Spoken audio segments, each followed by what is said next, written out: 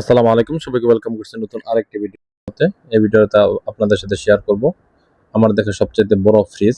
বাংলাদেশে যে গরুতে লাচ রাখে সেই গরু অনেক বড় ফ্রিজ থাকে, আমি এটা জানি, তবে আমার দেখা হয় নাই। তবে আমি যে জায়গায় জব করি এই জায়গায় আর কি আমি আমাদের একটা নর্মাল আর একটা ডিপ ফ্রিজ আছে আর কি, যেগুলোতে আমরা ভিতরে প্রবেশ করতে পারি।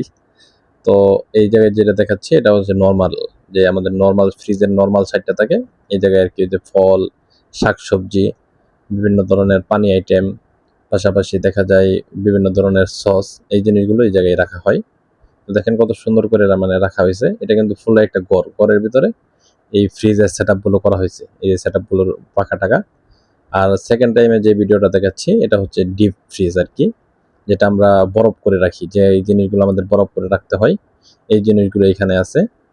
এই জায়গায় ভিতরে দেখেন, এই জায়গায় এই সবগুলো মাংস, খাসির মাংস আছে, গরুর মাংস আছে, পাশাপাশি আইসক্রিম আছে, আরো বিভিন্ন ধরনের আইটেম আছে যেগুলো আমাদের টোটালি বরফ ছাড়া থাকে না। এই টাইপের জিনিসগুলো এই জায়গায় রাখা হয় আর কি। তো আজকে এই পর্যন্তই।